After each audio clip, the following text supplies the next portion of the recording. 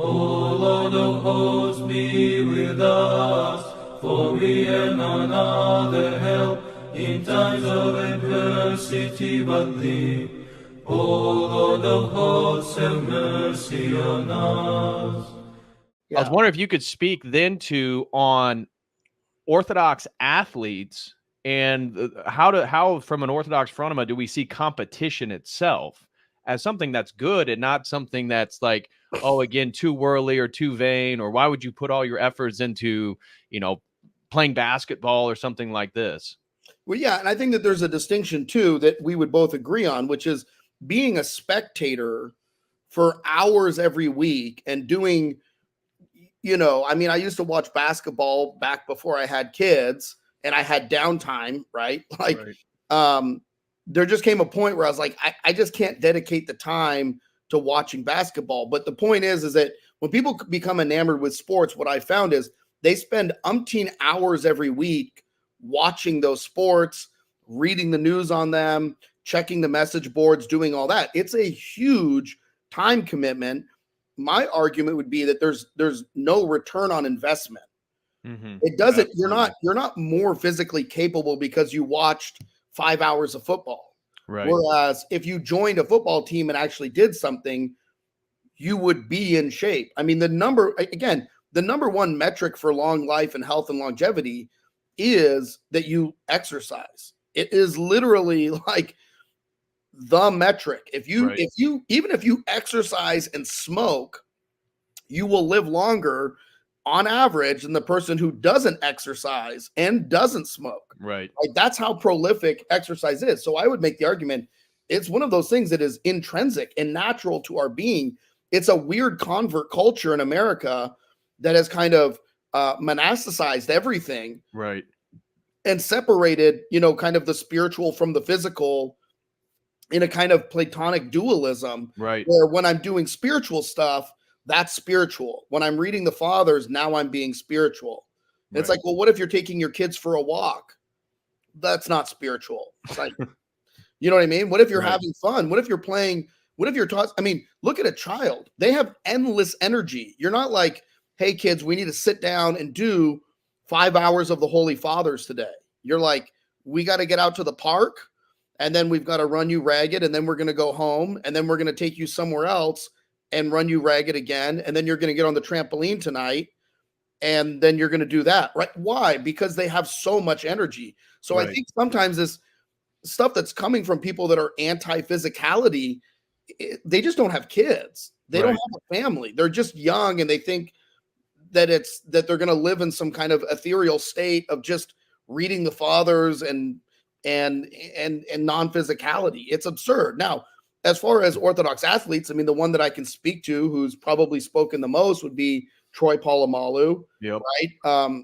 Well, right now, the NBA, we got Jokic is the number one NBA player in the world, Orthodox.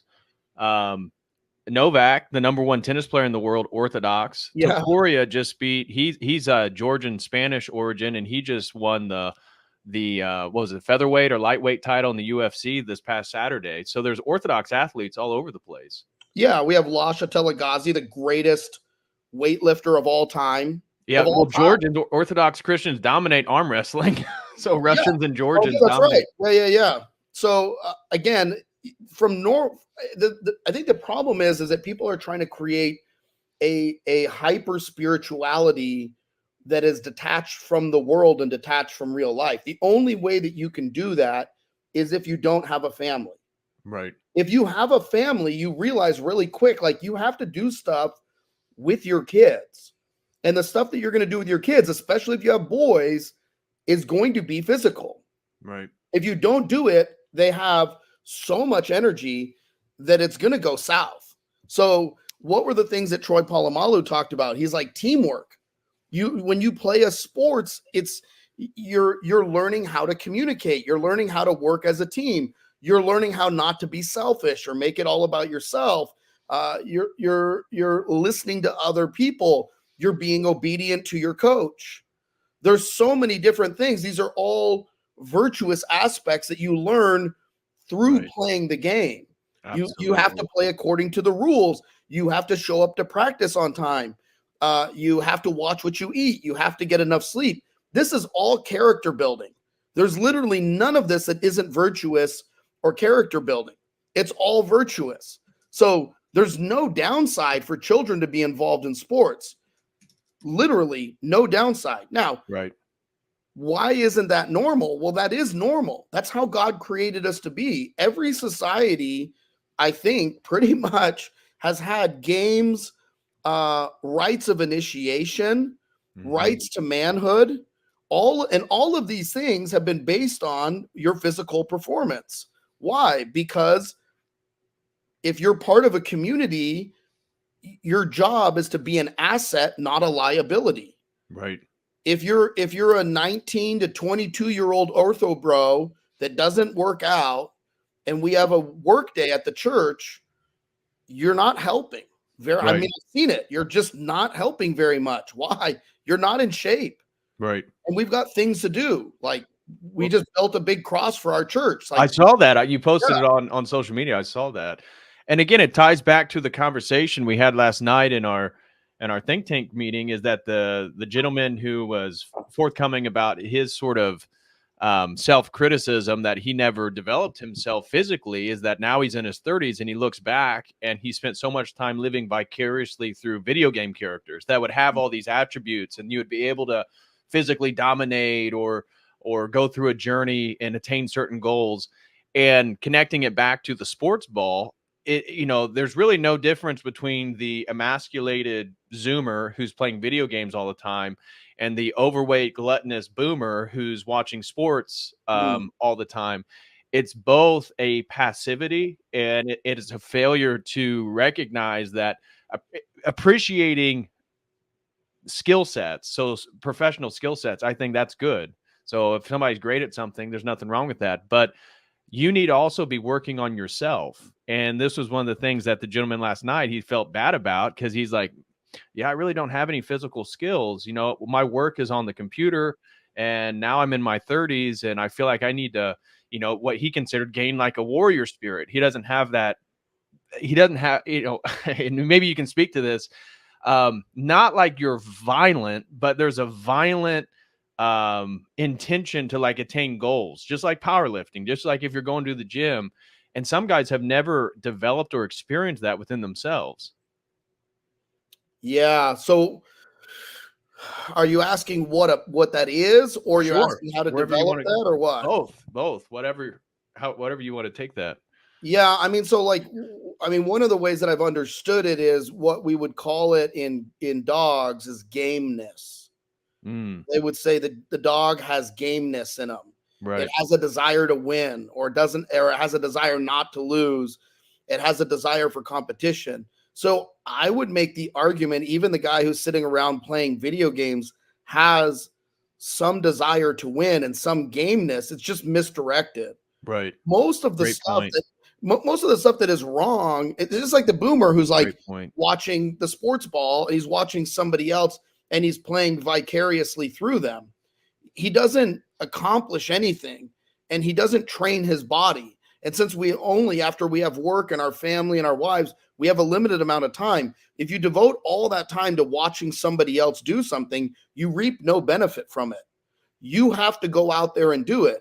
But it very much touches and taps into a core desire within yourself, which is to compete.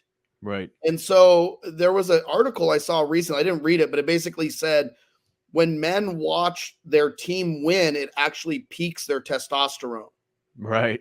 So they have a I saw physiological something like that as well. Yeah. Yeah, so they have a physiological response to winning and watching and feeling like winners.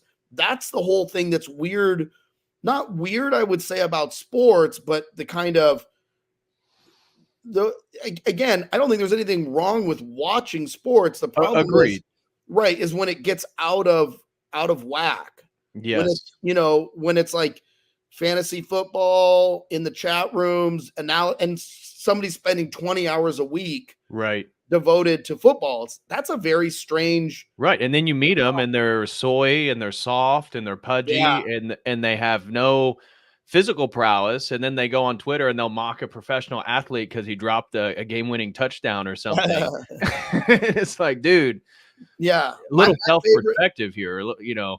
My favorite example is there was a player on the Celtics called Brian Scalabrine. Are you familiar? Oh, with him? Yeah, the white boy. Oh yeah, the white chocolate. So people were talking all kinds of trash about, I think, about him specifically, like, oh, he's da-da-da.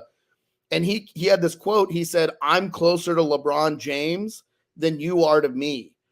And what people didn't realize was Brian, I think, was 6'7" or 6'8", 230 pounds, right, super nimble, like genetics that were way beyond everybody else. He just playing at the very pinnacle top of the pyramid. And so people thought, oh, well, he's not that good. So he did a thing on a radio show where they lined up 3 one-on-ones. It was like the local hooping legend, the local D1 former athlete, and some guy maybe who played ball overseas. Yeah. In 3 one-on-one games, I think there was a total of like 2 points scored on him. And he played them back to back.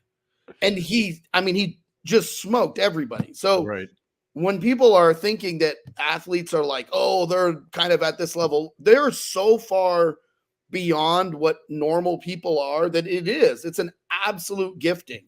It is. It's a gift.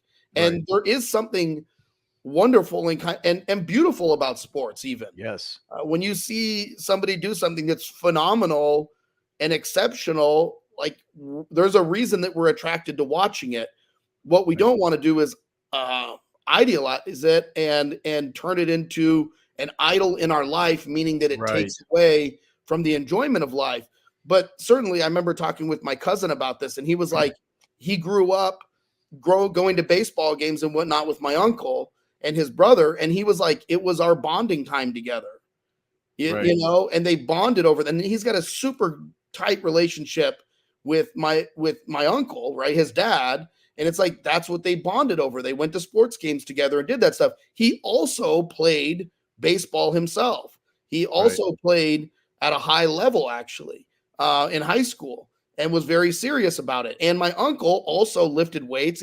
My uncle's in his 70s now, still lifts weights, right? So it wasn't detached from what they were actually doing also. And that's where I think it can get really easily out of whack for people. Right. So, well, just like the gentleman last night, and we were talking about how he's never been like the sort of, I don't mean to take this too far, but the sort of central character in his own story. Yeah. So he's always been living vicariously through other people when it comes to any sort of physical ability or physical feat. And competition, I would argue, is inherently masculine. And this is part with the participation trophy culture. And this is slowly a feminization, because, as you said, there's a testosterone release in men just from being part of a team they watch win. And so we're inherently to compete against each other and to desire success and skill sets and winning.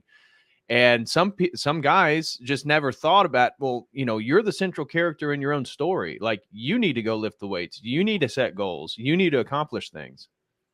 It's like one of the things that you're hitting on is like, these are inherent.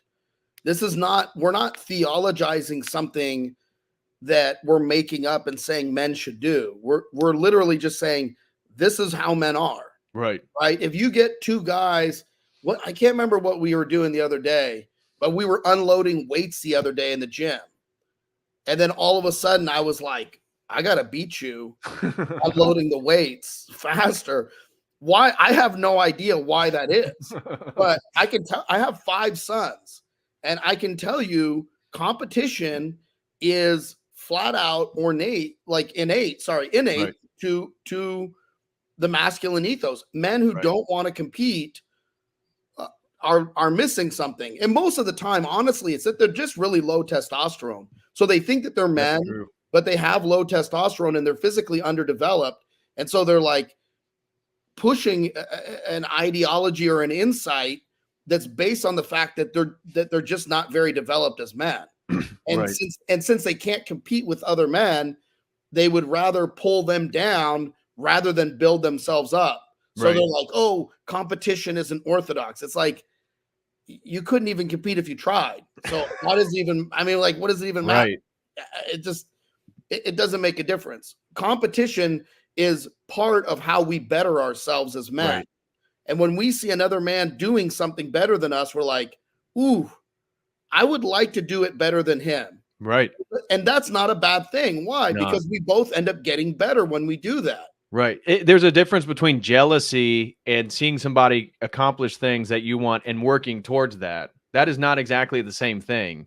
And I think the jealousy part is people, that's where they want to pull them down, is they're maybe jealous of what they did, but it's not a competitive spirit in the sense, well, I'm going to work and make sure I can do that too, or even do it better. It's that, oh, well, they can do something and I wish I could do it, but they shouldn't do it because of X, Y, Z. Yeah, it's like it's almost like people who've never been on a job site before. You ever dig a ditch? Like if you have to dig a ditch on a job, like my first job, like my first real job was a plumber when I was 18. And I was a plumber basically for 2 years. Maybe I was 19 to 21. I was a plumber, crawling under houses, soldering pipes. I had a buddy that I worked with. We ran around, did plumbing, Southern California, high-end house. You ever dig a trench? It sucks. Right. It's not fun. It's not enjoyable. But if you have somebody else that's also digging that ditch, it turns into a game. That's Right. what competition is. It's taking something that's boring and mundane and making it more enjoyable by trying to outperform somebody else. And in the process, you end up getting more done quicker and it's funner because you've made it a game. It's like, well, what is that? That's what boys do. Right. Little boys do this. They're like, you know, if you get two kids and they're like, sloughing around putting Legos away, you're like, whoever gets the Legos away first gets this candy. It's like, boom, like everybody's like Yeah. working out, right? Because there's the carrot, there's the bragging rights, or there's the candy, there's the tree. So all of that stuff comes naturally to us. I don't know why people think that this is some kind of, I don't know, weird. Again, I think it's just some people who they're not really developed as men, and Right. so they have these fantasy ideas about being a man. Yeah. Well, I want to speak to that in a second. The first comment I was going to make is the most masculine work environment I worked in was actually car sales. It's all men. All the numbers are on the board. Everybody knows how many cars are sold, and everybody knows how much each other's making. And it depends on how much you get done. And it is, and most of the car salesmen are very competitive. They're all like, most of them were like formerly into sports or former athletes, and it is cutthroat. But at the same time, you're friends with them, but then they will do anything they can to get the car sold out from underneath you or anything. But very masculine environment. And tying into what you just said, I think what's happening in contemporary culture, because so many men are effeminate, so many men are shying away from competition in any regards to their life, that the piety signaling, this is something we talked about last time you were on. This is a way to outcompete people on a new game board, a game board that doesn't really exist, but you can't compete in other ways. So you demonstrate how much more pious you are, how much more humble you are, how much more you pray. And I think this is coming from, and I'm curious your opinion to speak on this, coming from a sort of new orientation to compete with men and reestablish yourself in a hierarchy. I think so. And the problem with this is it just ends up being ego, right? Like Right. it's just it's turning the spiritual life into something that is external as opposed to something that is internal. Right. And I do think for some people it's a grab that they're going to say, "Oh, I'm not doing all that stuff. I'm fasting or I'm praying or whatever." And it's like, you don't know how much other people fast or pray or what they've done ascetically. There's a good chance that there are people who are pushing it a lot harder than you. They're just not saying anything about it. Right. And which would be the Orthodox way to go about it, right? No monk is bragging about how many hours in prayer they are each day or each week. Yet, I think there's again, I would argue, as I said, competition is inherently masculine. And men, we are constantly sorting ourselves out into a hierarchy. If you walk into a gym, everybody already knows who's who. If you're in a gym culture, everybody knows who's the strongest. who's the best at XYZ, any sports, any gym and pick up basketball. Men are constantly sorting themselves out through competition of who has better skill sets and abilities. But they're doing it as boys. Like it's not even men, it's boys. It's like from their youth. Yeah. That's what boys do. I mean, all I do is, I hang out with my boys all the time, but if somebody comes on the screen, there was one not that long ago, we saw a video or something of Chris Bumstead. What's the question? The question from my sons, they're like, Dad, are you stronger than him? They want to know, like, where does Dad rank? Or if we watch a strongman competition, they're like, can you do that?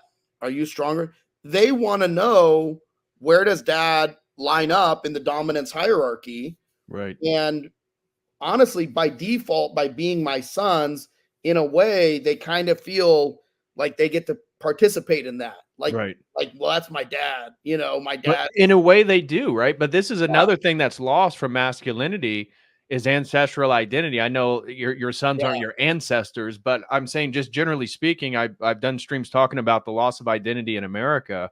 There is no unified identity to be an American. Like, what do you assimilate to? This is being eroded. And I think Orthodoxy helps provide American men with a new identity, a new orientation, a new way to approach life. But understanding that, my great grandfather did X, Y, Z, or he died in this battle, or he accomplished these things. Yeah. People don't even have a perspective of family history and identity and accomplishments of great men. So like my ancestry is Scottish. I'm predominantly Scottish. Explains the powerlifting. Well, and when you look back at Scottish culture, the interesting thing was Scottish culture was the Highland Games. Right.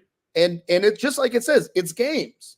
It was games that men and boys played in order to prove that they were worthy competitors and that they were of value to the clan.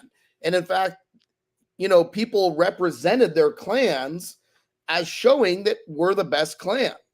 Like we have so-and-so, he can toss the stone the farthest. We know that he's the strongest of all the clans. And then even extrapolating that out to the stones of strength, there's all these stones all over Scotland that are outside of pubs and other places. And the funniest thing is, the challenge would be to lift these stones up to your chest.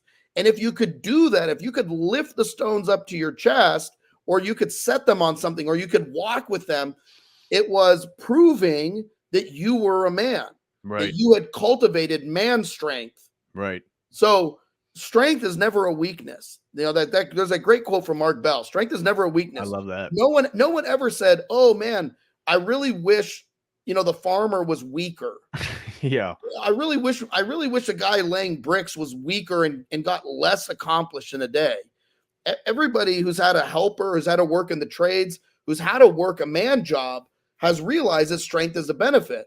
So when you have guys who are online talking about, why this is a distraction or this or that or whatever, 99% of the time, they just don't work man jobs. They're computer programmers or whatever. Now, I'm not saying computer programming isn't a man job, but let's be realistic. It's not a man job. Okay. Right. It's just not. Right. Does it mean that it's effeminate to computer program? No, it's not effeminate either. It just doesn't require physical innate abilities that a man possesses. Right. Men built society. They built the cities, the streets, the plumbing, the electrical. Men did all of that. And they did it because they have a superior physical prowess. Right. When you work in the trades and you work a physical job, people rally behind the guy who is strong. Right. Because why? They know that he's going to help them accomplish the goal and get the mission completed. Right. That's what they want to do. So this sort of stuff with ancestry too in America is, truthfully, I think a big part of it is the fact that we've really dunked on the last wars that we were in. Yep. We dunked on the war against terror to a degree. America really betrayed the Vietnam vets. Yep. So nobody seems to take any pride in their service in Vietnam by and large. Or it was hushed for a long time, decades. People didn't talk about that stuff. Right. And then on top of that, we don't have real rites of passage in America. The only rites of passage I can think of are like graduating college, Driver's license, yeah, graduating driver's college. license, graduate college, get a job. Like, none of those are. I mean, certainly graduating college is a good work, and it takes tenacity. It takes diligence and hard work, and you have to show up. But it isn't the same as pushing yourself physically. So. Right. Well, and a couple questions that I want to bring up from the chat here. Andrew makes the point that we're generally making is that you can't escape competition, be it sports, working out, or even gaming, even from the most soy to the most base. Agreed. And this leads into maybe a critical question that we're receiving from John L. Is dominance and submission and a social hierarchy Christ-like? Isn't it pride? How does this square up with being brothers in Christ? So insinuating that, I'm puzzled a bit by the question because we can't avoid any social hierarchy, but moving forward and elevating through various hierarchies, be it at the gym, be it in your job, be it in the church, spiritual life, these are all meritocratic hierarchies. But how would you respond with John saying, is dominance and submission in a social hierarchy Christ-like? Isn't this pride? Well, what I would say is that I don't think that we have dominance. I think what we have are people who are dominant, but the whole purpose of being dominant, like I said, even in the trades, is to help your team win. Right. So when you're doing stuff for the community, like over the years, I mean, I'm not saying this is, I'm not trying to toot my own horn. I'm just saying many times I've helped people move. When I was in seminary, I probably was the most requested mover for everybody moving out of seminary or unloading or whatever else. Why is that? It's like, well, I was stronger than everybody. So everybody knew that I would get more accomplished. Or if you needed to load a moving truck, I knew how to load a moving truck. So I wasn't getting paid for it. It wasn't about making money. It was like you said, Patrick, the hierarchy is innate. Like you can't avoid it. You can't avoid it. It just right. You don't want to compete for money because you don't want to worship mammon, yet you're not becoming more successful and more skilled so that you can offer more offerings to the world through your skill set to be compensated monetarily. It's like I talk with some guys and they're almost avoiding any form of competition as worldliness. Even at the same point, they're saying they want a woman, an Orthodox girl, to marry them and they want to raise a family. And then you ask them, well, what's your skill set? Oh, well, I don't really have one. I haven't figured it out yet. Well, then what were we talking about? Well, I'm really reading my religious books and my theology. It's like, okay, but dude, you got to make money. What are you talking about? You got to make money. Dude, this was years ago. No, and somebody was interested in dating a woman at that I knew, and I was like, okay. I'm like, what do you do for work? And they were like, oh, I'm basically doing academics. And I'm like, okay. And I'm like, what are you going to do after that? And they're like, well, I'm going to get a job as a teacher doing some teaching. I'm like, okay. I'm like, how much money are you planning on making doing this? And they're like, what did they say? Oh, like 35 to 45,000 a year. I was like, how are you going to have a family? Right. Like, my basic bills of like feeding my kids and paying my mortgage for where I live. And I'm not even living like a high standard of living. I just, when I buy food, if I buy a loaf of bread, it's gone in a day. If I take my kid, like my kids went to In-N-Out the other day. My wife just took 4 kids to In-N-Out.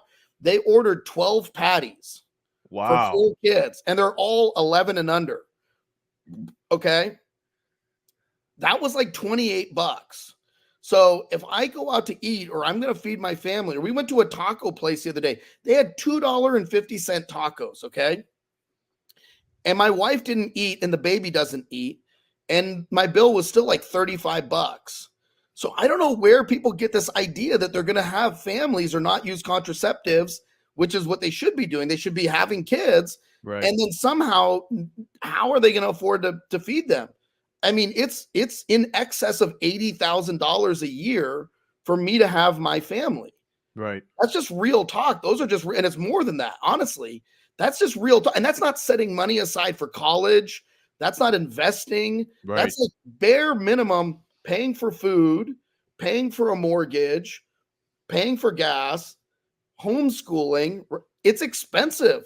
I don't know where people get this idea that they're going to not make money, get a woman, and then somehow live off of next to nothing. And I'll tell you this too. This is all real talk. Like, Right. I've been at the point where I rented a house. I've been at the point where I rented in a duplex or a sixplex one time. And you live in a sixplex with neighbors and you have 2 or 3 kids. All your neighbors hate you. They do. They hate you. I'm serious, because they're like, why do you live here with kids? They want to play music loud. They want to smoke weed. They want to come and go. They don't want to hear babies crying through the wall. Right. Your wife doesn't want to be cooped up in an 800 square foot house that's not even a house because it's got neighbors on each side. Right. This is real talk. Like, this is real practical talk. You want some place where your family can thrive and flourish. You need to buy a house. Ideally, at some point. I mean, I had 3 kids, I think, by the time I bought my first house. And so I'm saying that from experience. I've certainly had times of making less money. But one of the number one things I realized, like, one of the best gift I can give my family is making money for them. Right. Like, I mean, that's one of the number one things that I can do, is provide a standard of living for my wife where she can buy the groceries that she wants.